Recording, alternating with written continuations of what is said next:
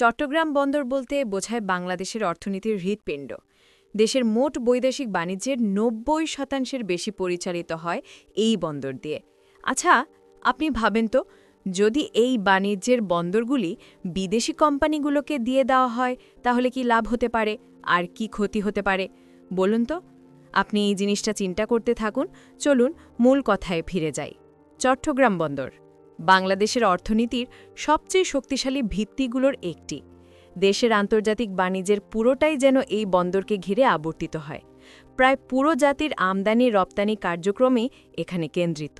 কিন্তু ২০২৫ সালের নভেম্বর মাসে অন্তর্বর্তীকালীন সরকার যখন এই গুরুত্বপূর্ণ বন্দরটির কয়েকটি টার্মিনাল ৩০ বছরের জন্য বিদেশি কোম্পানির কাছে অপারেশনের উদ্দেশ্যে লিজ দেওয়ার সিদ্ধান্ত ঘোষণা করে, তখনই শুরু হয় দেশ জুড়ে ব্যাপক বিতর্ক। শ্রমিক সংগঠন থেকে শুরু করে বিভিন্ন রাজনৈতিক দল অনেকে এটিকে দেশের জাতীয় স্বার্থের বিরুদ্ধে একটি ঝুঁকিপূর্ণ পদক্ষেপ হিসেবে দেখেন। বাংলাদেশের অর্থনীতির জন্য চট্টগ্রাম বন্দর কতটা জরুরি তা বোঝা যায় মাত্র একটি তথ্য থেকে। ঢাকা ট্রিবিউনে প্রকাশিত ২০২৫ সালের একটি রিপোর্টে উল্লেখ করা হয় যে দেশের মোট বৈদেশিক বাণিজ্যের প্রায় ৯২% একাই এই বন্দর পরিচালনা করে। প্রধান উপদেষ্টা প্রফেসর মোহাম্মদ ইউনুস তো আরও স্পষ্টভাবে বলেন, চট্টগ্রাম বন্দর দেশের অর্থনীতির জন্য যেন একটি হৃৎপিণ্ড। তার ভাষায়, এই বন্দর স্বাভাবিকভাবে এবং দক্ষতার সঙ্গে চললে দেশের চাকরি বাড়বে, ট্রেড আরও শক্তিশালী হবে, একই সঙ্গে নেপাল, ভুটান ও ভারতের উত্তর পূর্বাঞ্চলের সঙ্গে আঞ্চলিক যোগাযোগও আরও গভীর হবে। অর্থাৎ বন্দরটি শুধু দেশের বাণিজ্যের ক্ষেত্রেই নয়, দক্ষিণ এশিয়ার আঞ্চলিক কানেক্টিভিটিতেও বড় ভূমিকা রাখতে পারে। চট্টগ্রাম পোর্ট অথরিটির গত ১০ বছরের অ্যানুয়াল রিপোর্ট বিশ্লেষণ করলে এই সাফল্যের চিত্র আরও পরিষ্কার হয়। ২০১৪-১৫ অর্থবছরে যেখানে বন্দরের নেট প্রফিট ছিল ৫৯০.৮৮ কোটি টাকা, সেখানে ২০২২-২৩ অর্থবছরে তা বেড়ে দাঁড়ায় ১৫২৪ কোটি টাকায়। অর্থাৎ গত ১০ বছরে নেট প্রফিট বেড়েছে প্রায় ১৫৮%। এই সময়ে শুধু আয়ই নয়, কন্টেইনার মুভমেন্টেও দেখা গেছে উল্লেখযোগ্য বৃদ্ধি। টিভিএসসির একটি রিপোর্ট অনুযায়ী ২০২৫ সালের জানুয়ারিতে চট্টগ্রাম বন্দর ইম্পোর্ট করেছে ১,৩০,২৩১টি ইউ বা ২০ ফুট ইকুইভ্যালেন্ট ইউনিট, যা ২০২৪ সালের একই সময়ের তুলনায় ১২% বেশি। অন্যদিকে একই বছরে বন্দরটি থেকে ১,২৮,৩৮৩টি টিইউ পণ্য রপ্তানি করা হয়েছে, যেখানে ইয়ার অন ইয়ার গ্রোথ ছিল ১৩.৮৪%। ২০২৪ সালের অগাস্টে অন্তর্বর্তীকালীন সরকার দায়িত্ব নেওয়ার পর তারা ভেঙে পড়া অর্থনীতিকে নতুনভাবে গড়ে তুলতে বেশ কিছু সংস্কারমূলক পদক্ষেপ গ্রহণ করে। চট্টগ্রাম বন্দরের কৌশলগত গুরুত্ব বিবেচনা করে সরকার সিদ্ধান্ত নেয় বন্দরের অপারেশনকে আরও আধুনিক প্রযুক্তির সঙ্গে যুক্ত করতে হবে এবং বিদেশি অভিজ্ঞতা ও দক্ষতা ব্যবহার করে এর কার্যক্রমকে আরও দ্রুত, কার্যকর ও আন্তর্জাতিক মানে উন্নত করতে হবে। এই লক্ষ্যেই নেওয়া হয় বিদেশি অপারেটরদের কাছে কিছু টার্মিনাল লিজ দেওয়ার পদক্ষেপ, যা একদিকে উন্নয়নের সম্ভাবনা তৈরি করেছে, অন্যদিকে জাতীয় বিতর্কেরও জন্ম দিয়েছে।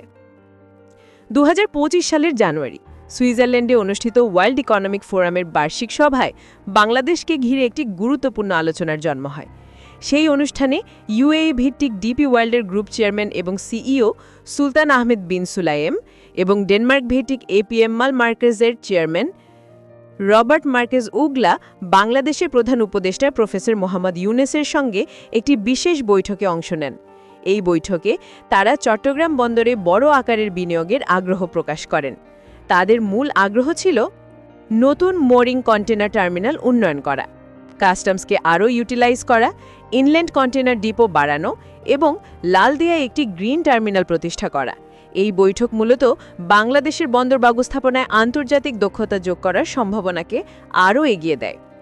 এদিকে ২০২৫ সালের জুন মাসে সাইফ পাওয়ারটেকের সঙ্গে নিউ মোরিং কন্টেইনার টার্মিনালের পরিচালনার চুক্তির মেয়াদ শেষ হয়ে যায়।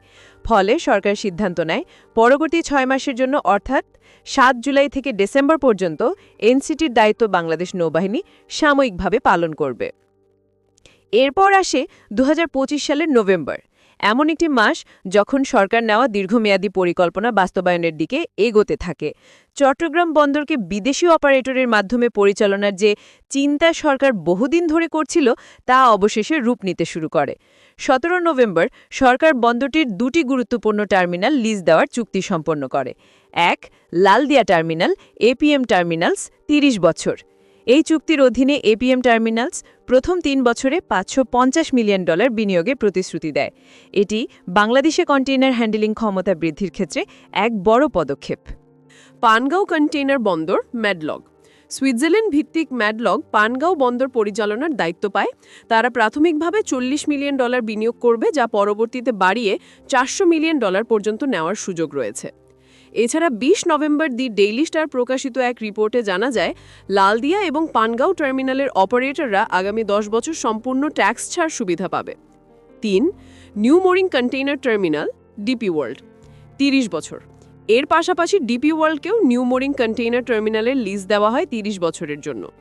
সরকারের দাবি, এই 3টি বড় চুক্তির মূল লক্ষ্য হল চট্টগ্রাম বন্দরের মোট সক্ষমতা প্রায় 44% বৃদ্ধি করা, দেশের পুরো পোর্ট ইনফ্রাস্ট্রাকচারকে আধুনিক প্রযুক্তি দ্বারা শক্তিশালী করা, আন্তর্জাতিক মানের দক্ষতা ও প্রতিযোগিতা অর্জন করা এবং বৈদেশিক বাণিজ্য আরও দ্রুত ও মসৃণ করা। তবে এত বড় পরিবর্তন ও বিদেশি অপারেটরদের হাতে দেশের অন্যতম গুরুত্বপূর্ণ বন্দর টার্মিনালের দায়িত্ব দেওয়ার সিদ্ধান্ত দেশব্যাপী বড় ধরনের বিতর্ক তৈরি করেছে। শ্রমিক সংগঠন, নীতি নির্ধারক, বন্দর সংশ্লিষ্ট সক্রিয় পক্ষ অনেকে মনে করেন এটি জাতীয় নিরাপত্তা, সার্বভৌমত্ব এবং অর্থনৈতিক স্বার্থের সঙ্গে সাংঘর্ষিক হতে পারে। চট্টগ্রাম বন্দর নিয়ে এই বিতর্ক এখন দেশের বাণিজ্য ও উন্নয়ন আলোচনার কেন্দ্রবিন্দুতে। বিষয়টি নিয়ে বিভিন্ন শ্রমিক সংগঠন, কিছু ব্যবসায়ী মহল ও বিভিন্ন রাজনৈতিক দল থেকে শুরু করে বিভিন্ন সিভিল সোসাইটি গ্রুপ ক্ষোভ প্রকাশ করে, যেখানে অধিকাংশের মতে এতে জাতীয় সার্বভৌমত্বের ঝুঁকি তৈরি হবে, চাকরি কমে যেতে পারে এবং ট্রান্সপারেন্সি কমে যাওয়ার সম্ভাবনা বাড়বে। পাশাপাশি অনেকের মতেই চট্টগ্রাম বন্দরে টার্মিনাল লিজ দেওয়ার পুরো কন্ট্রাক্টিং প্রক্রিয়াটিও যথেষ্ট পরিষ্কার ছিল না। অনেক বিশেষজ্ঞ প্রশ্ন তোলেন, অন্তর্বর্তী সরকার তড়িঘড়ি করে বিদেশি কোম্পানিগুলোর স্বার্থকে অগ্রাধিকার দিয়ে এসব চুক্তি করেছে এবং তাদের মতে এটি স্পষ্টতই জাতীয় স্বার্থের বিরোধী একটি সিদ্ধান্ত। টার্মিনাল লিজ নিয়ে জনসাধারণের মধ্যে যে নানা ধরনের বিভ্রান্তি তৈরি হয়েছিল, সেই বিষয়টি বিডা, বেজা, পিপিপিএ এবং মিরার চেয়ারম্যান আশিস চৌধুরী তার ভেরিফাইড সোশ্যাল মিডিয়া পেজে একটি পোস্টের মাধ্যমে পরিষ্কার করার চেষ্টা করেন। কিন্তু প্রশ্ন থেকে যায়, কেন বাংলাদেশের সবচেয়ে গুরুত্বপূর্ণ এই বন্দরটি পরিচালনার দায়িত্ব বিদেশি অপারেটরদের হাতে দেওয়া হলো? বাংলাদেশের জন্য অত্যন্ত গুরুত্বপূর্ণ চট্টগ্রাম বন্দরের পোটেনশিয়াল কখনোই গ্র্যাব করা সম্ভব হয়নি। চট্টগ্রাম পোর্ট আসলে বে অফ বেঙ্গলের এমন একটা স্ট্র্যাটেজিক পজিশনে আছে যেটাকে গ্লোবাল ট্রেডের জন্য অত্যন্ত ইম্পর্ট্যান্ট ধরা হয়। বন্দরটি বিশ্বের অন্যতম গুরুত্বপূর্ণ শিপিং রুটগুলোর একটা, মালকা স্টেটের একদম কাছাকাছি অবস্থান করে। কিন্তু এত স্ট্রং এবং ক্রিটিক্যাল লোকেশন থাকার পরও পোর্টটি অনেক ইন্টারনাল প্রবলেমসে জর্জরিত হওয়ায় এই সুযোগটাই ঠিকমতো কাজে লাগাতে পারছে না। এনডিআর রিপোর্ট থেকে জানা যায়, চট্টগ্রাম বন্দরে একটা কন্টেনার আনলোড করতে এখনও অ্যাভারেজ 7 থেকে 10 দিন সময় লাগে। আর এই ডিলে শুধুমাত্র বন্দরেরই সমস্যা নয়, বরং এতে পুরো ইকোনমিতেই প্রেশার তৈরি হয়। একবার ভেবে দেখুন, ইউরোপ থেকে আসা 2000 থেকে 2500 টন খাদ্যপণ্য নিয়ে এক একটি জাহাজ বন্দরের স্লো প্রসেসের কারণে 10 দিনের বেশি আটকে রয়েছে। ফলে পণ্যটি মার্কেটে ঢুকতে পারে না। অর্থাৎ যে ডিমান্ড বাড়ার কথা মাথায় রেখে এই পণ্য আমদানি করা হয়েছিল, সেগুলো 10 দিনের ডিলে হয়ে মার্কেটে এন্টার করছে। এই পুরো সময়টা সাপ্লাই প্র্যাকটিক্যালি থেমে থাকে। আর তার ডিরেক্ট ইম্প্যাক্ট পরের দামে, যেখানে পণ্যের দাম প্রতিদিনই বাড়তে থাকে। কিন্তু তার মানে এই না যে পণ্যটি দেশে আসেনি, কিন্তু বন্দরের ক্লিয়ারেন্স ডিলের কারণে 10 দিন আটকে ছিল। একবার ভেবে দেখুন, তেল, চিনি কিংবা গমের মতো নিত্য প্রয়োজনীয় পণ্যের দামে এই 10 দিনের ডিলে কতটুকু ইম্প্যাক্ট ফেলতে পারে। অন্যদিকে এই বাড়তি 10 দিনের দেরিতে ইম্পোর্টারদের জন্য পণ্য দ্রুত বাজারে নামানো সম্ভব হচ্ছে না, ফলে মানি সার্কুলেশনও থেমে যায়। আবার লোন নিয়ে এই পণ্য আমদানি করলে এই বাড়তি 10 দিনের ইন্টারেস্টও তাদেরই বহন করতে হয়। এই সময় কমিয়ে আনলে ইম্পোর্টাররা দ্রুত মানি সার্কুলেট করে আবার নতুন ইনভেস্টমেন্ট করতে পারবে, একই সাথে লোনের ইন্টারেস্ট প্রেশারও কমিয়ে আনতে পারবে। মূলত সরকার বন্দরের কন্টেইনার আনলোডের পুরো সাইকেলটাকে ইন্টারন্যাশনাল স্ট্যান্ডার্ডে নিয়ে আসতে চায়, কিন্তু এর জন্য দরকার এফিসিয়েন্সি, টেকনোলজি আর স্পেশালাইজড এক্সপার্টিজের একটা কম্বিনেশন, যা বাংলাদেশের এক্সিস্টিং সিস্টেমে এখনও ফুললি প্রোভাইড করা সম্ভব না। এক্ষেত্রে বাংলাদেশের জন্য সবচেয়ে বড় চ্যালেঞ্জ আধুনিক ইনফ্রাস্ট্রাকচার আর ট্রেইনড ম্যান পাওয়ারের অভাব। অন্যদিকে চট্টগ্রাম বন্দরটিতে যথেষ্ট ডিপ না হয় এবং উন্নত টেকনোলজির অভাবের কারণে অনেক কন্টেইনার ভেসেল বন্দরটিতে আনলোড করতে পারে না। পাশাপাশি উন্নত দেশগুলোর বন্দরের মতো digital yard management, automated trains, real time tracking, lean process flow মতো প্রজেক্টগুলো চট্টগ্রাম বন্দরে নেই। এক্ষেত্রে অনেক বন্দরের ইঞ্জিনিয়ার্স আর ওয়ার্কার্সদের নিয়ে প্রশ্ন তুললেও তারা মূলত এখনও সেই কাটিং এজ টেকনোলজি এক্সপোজার পায়নি, যেগুলো এই পোর্টের ওয়ার্ক এফিসিয়েন্সি ওয়ার্ল্ড ক্লাস লেভেলে নিয়ে যাবে। আর এই গ্যাপকে কমিয়ে আনার জন্যেই সরকার ফরেন অপারেটরদের কনসিডার করছে, কারণ এই স্কেলের মডার্নাইজেশন করতে গেলে যেই পরিমাণ এক্সপার্ট প্ল্যানিং, অ্যাডভান্স টেকনোলজি আর গ্লোবালি টেস্টেড প্রসেস ফলো করতে হবে, তা অনেক ক্ষেত্রেই দেশীয় প্রতিষ্ঠানের পক্ষে সম্ভব না। অন্যদিকে অপারেটর হিসেবে বেছে নেওয়া হচ্ছে এমন প্রতিষ্ঠানগুলোকে যারা বিশ্বব্যাপী পোর্ট অপারেশনসে সবচেয়ে ট্রাস্টেড নাম, যেমন এপি মলার মেয়ার্স গ্রুপের এপিএম টার্মিনালস বিশ্বের ৩৩টি দেশে ৬০টির বেশি টার্মিনাল অপারেট করে, যার মধ্যে রয়েছে ভিয়েতনাম, সিঙ্গাপুর, চায়নার মতো দেশগুলো, যেখানে এই বন্দরগুলোকে গ্লোবাল এফিসিয়েন্সি মডেল হিসেবে দেখা হয়। গ্লোবালি মেয়ার্স ১৩০টি দেশে অপারেট করে এবং বিশ্বের মোট সিবোন কন্টেনারের প্রায় ১৪% হ্যান্ডেল করে পরিণত হয়েছে এক প্রকার গ্লোবাল লজিস্টিক্স পাওয়ার হাউসে।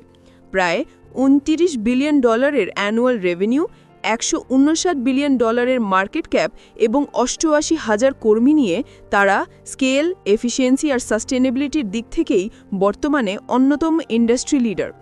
এই ক্ষেত্রে বিদেশি অপারেটরদের টার্মিনাল লিজ দেওয়ার মানে এই না যে বন্দরটি বিক্রি করে দেওয়া হচ্ছে। এর মালিকানা এখনও বাংলাদেশের হাতেই থাকবে।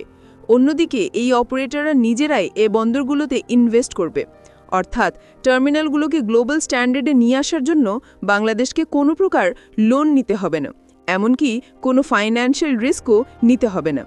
এক্ষেত্রে এই কোম্পানিগুলো নির্দিষ্ট সময়ের জন্য টার্মিনাল অপারেট করবে এবং প্রতি কন্টেনার হ্যান্ডলিংয়ের জন্য সরকারকে ফি দেবে।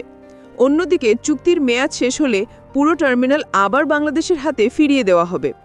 এই সময়ের মধ্যে এপিএমের গ্লোবাল ট্রেনিং প্রোগ্রামস বাংলাদেশের ইঞ্জিনিয়ার্স, টেকনিশিয়ানস এবং ম্যানেজার্সদের ইন্টারন্যাশনাল স্ট্যান্ডার্ডে পোর্ট পরিচালনা করার মতো স্কিল শেখাবে, যার মূল লক্ষ্য কয়েক বছরের মধ্যেই বাংলাদেশের ইয়াং ওয়ার্কফোর্সকে দেশ ও বিদেশে বড় টার্মিনাল লিড করার মতো সক্ষম করে তোলা।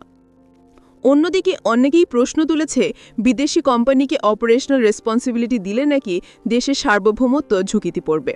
কিন্তু যদি এই লজিকটা সত্য হতো, তাহলে সিঙ্গাপুর, ভিয়েতনাম, চায়না কিংবা অনেক ইউরোপিয়ান দেশগুলো দীর্ঘদিন ধরে গ্লোবাল অপারেটরসদের দ্বারা টার্মিনাল চালাতো না। এসব দেশের সার্বভৌমত্ব অনেক আগেই হারিয়ে যাওয়ার কথা ছিল, কিন্তু বাস্তবে সেটা কিন্তু হয়নি। কারণ পোর্ট অপারেটর কোনো দেশের উপর কন্ট্রোল নেয় না, তারা শুধু কার্গো ফ্লো গোছানোভাবে ম্যানেজ করে, তাও আবার স্ট্রিক্ট গভর্নমেন্ট রেগুলেশনের মধ্যে থেকে। ভিয়েতনাম এই মডেলটা ফলো করে গ্লোবাল অপারেটরসদের টেকনোলজি ড্রিভেন পোর্ট ম্যানেজমেন্ট চালু করেছিল, যার ফলে দেশটির কাইম্যাপ পোর্ট বর্তমানে ওয়ার্ল্ড র্যাঙ্কিংয়ে ৭ম অবস্থানে রয়েছে। অন্যদিকে বাংলাদেশের চট্টগ্রাম পোর্ট ৪০৫টি বন্দরের মধ্যে ৩৩৪তম স্থানে রয়েছে, যা দুটি প্রায় কাছাকাছি দেশের বন্দরের পারফরম্যান্স গ্যাপটা খুব পরিষ্কারভাবে দেখিয়ে দেয়। অনেকে এই চুক্তির মেয়াদ ৩০ বছর নিয়ে প্রশ্ন তুললেও মূলত এটি একটি মিড রেঞ্জ টার্ম। বিশ্বের অনেক দেশে একই ধরনের চুক্তির মেয়াদ আরও বড় হয়ে থাকে, যেমন ভারতে মুম্বাই পোর্টের জন্য ৬০ বছর, চীনের সাংহাই পোর্টের জন্য ৫০ বছর, ভিয়েতনাম কাইমে পোর্টের জন্য ৫০ বছর চুক্তি করে। অন্যদিকে বাংলাদেশের ক্ষেত্রে চট্টগ্রাম পোর্ট অথরিটি বন্দরের রেগুলেটর হিসেবে থাকবে এবং নেভি, কোস্টগার্ড, কাস্টমস, ইমিগ্রেশন সব নিরাপত্তা ব্যবস্থায় সরকারের পূর্ণ নিয়ন্ত্রণে থাকবে। পাশাপাশি data localisation, cyber security, access system সবই গভর্নমেন্ট স্ট্যান্ডার্ড অনুযায়ী মেনে চলা হবে। বিদেশি অপারেটররা এই নেটওয়ার্কের ভেতরে কাজ করে, বাইরে কোনো প্রকার কন্ট্রোল তাদের হাতে থাকে না। যদি চট্টগ্রাম বন্দরের এই মডার্নাইজেশন সফলভাবে ইমপ্লিমেন্ট করা সম্ভব হয়, তাহলে ইয়ারলি ক্যাপাসিটি প্রায় আরও ৮ লক্ষ টিইউ বাড়ানো সম্ভব। এর ফলে প্রতিটি কন্টেনারের শিপিং কস্ট কমে যাবে এবং আমাদের এক্সপোর্ট আরও কম্পিটিটিভ হবে। একইভাবে ইম্পোর্টস দ্রুত মুভ করবে, ফলে পোর্ট ডিলের কারণে যেসব আর্টিফিশিয়াল প্রাইস হাইক তৈরি হয় সেগুলো কমে আসবে। পাশাপাশি বন্দর উন্নয়নে কনস্ট্রাকশন আর অপারেশন ফেজ মিলিয়ে ৫০০ থেকে ৭০০টি ডিরেক্ট জব তৈরি হবে। পাশাপাশি লজিস্টিক্স ও ট্রান্সপোর্ট চেইন মিলিয়ে আরও কয়েক হাজার ইনডিরেক্ট জব অপরচুনিটিও তৈরি হবে। এমনকি এপিএম-এর ডিজিটাল সিস্টেম, লিন মেথোডোলজি আর ফ্লো ফ্রেমওয়ার্ক বন্দরের লোকাল ওয়ার্কফোর্সের কাছে অ্যাডভান্সড অপারেশনাল নলেজ ট্রান্সফার করবে, যা লং টার্ম এফিসিয়েন্সি বাড়াতে বড় ভূমিকা রাখতে পারে। পাশাপাশি লালাদিয়া হবে বাংলাদেশের প্রথম গ্রিন পোর্ট, যা এনভায়রনমেন্টালি কমপ্লায়েন্ট, এনার্জি এফিশিয়েন্ট আর গ্লোবাল সাস্টেনেবিলিটি স্ট্যান্ডার্ড অনুযায়ী ডিজাইন করা হবে। তবে এক্ষেত্রে সবচেয়ে গুরুত্বপূর্ণ পরিবর্তনটা আসবে বন্দরের দুর্নীতি এবং সিন্ডিকেট ম্যানেজ সম্পূর্ণভাবে নিয়ন্ত্রণ করা সম্ভব হবে। কারণ গ্লোবাল অপারেটররা কোনো স্থানীয় সিন্ডিকেট বা পলিটিক্যাল ইনফ্লুয়েন্স দিয়ে কাজ করে না, স্ট্রিক্টলি সিস্টেম বেসড অপারেশন চালায়। তাহলে প্রশ্ন আসতে পারে, এই বিষয়টা নিয়ে বিভিন্ন পক্ষ থেকে এত বেশি প্রতিবাদ কেন? মূলত দীর্ঘদিন ধরে কিছু গোষ্ঠী বন্দরের ইনএফিসিয়েন্সি থেকে লাভ তুলে আসছে। বন্দর যদি ধীর গতিতে চলে, তাহলে এই পক্ষগুলো কিডনো ফি বসানো, এক্সটর্শন আর বিভিন্ন ধরনের ব্যাকডোর ডিলের মাধ্যমে লাভবান হয়, যেখানে এই ব্যাকডোর ডিলগুলোর মাধ্যমে কন্টেনার 7 থেকে 10 দিনের বদলে 2 দিনেই ক্লিয়ার হয়ে যায়। এক্ষেত্রে বন্দরের গতি আর ট্রান্সপারেন্সি বাড়লে তাদের পুরো বিজনেস মডেলটাই শেষ হয়ে যাবে। আরেকটা পক্ষ আছে যারা স্কিল বেস সিস্টেম চালু হলে নিজেদের অস্তিত্ব হারানোর ভয়ে রয়েছে। মডার্ন এফিশিয়েন্ট পোর্ট মানে স্কিল আর প্রোডাক্টিভিটি কয়েক গুণ বাড়বে, যা অনেক আনস্কিল গ্রুপের জন্য স্বাভাবিকভাবেই সমস্যা তৈরি করে। এজন্যই বন্দরের মডার্নাইজেশনের বিরুদ্ধেও এই পক্ষগুলোর প্রতিবাদী সবচেয়ে বেশি থাকে। তবে একটা বিষয় একদমই ক্লিয়ার, বাংলাদেশের বন্দর ব্যবস্থাপনা মডার্নাইজেশন অনিবার্য। আজ না হয় 10 বছর পরে বা 20 বছর পরে, এমনকি 100 বছর পরেও বাংলাদেশকে শেষ পর্যন্ত ফরেন অপারেটরের সাহায্য নিতে হতো। কারণ নিজেদের ব্যবস্থাপনায় এই মাত্রার বন্দর উন্নয়ন কয়েক দশকেও সম্পূর্ণ হবে কিনা তা নিয়ে প্রশ্ন থেকেই যায়। আরও বড় প্রশ্ন হচ্ছে, বাংলাদেশের মতো জটিল পরিবর্তনশীল রাজনৈতিক প্রেক্ষাপটে এই দীর্ঘমেয়াদী প্রক্রিয়াটা দুর্নীতিমুক্ত রাখা কি আদৌ সম্ভব? এই বাস্তবতায় বিদেশি অপারেটরদের কাছে টার্মিনাল লিজ দেওয়া হলে সরকার একই সঙ্গে এই সব বাধা একসাথে এড়িয়ে যেতে পারবে।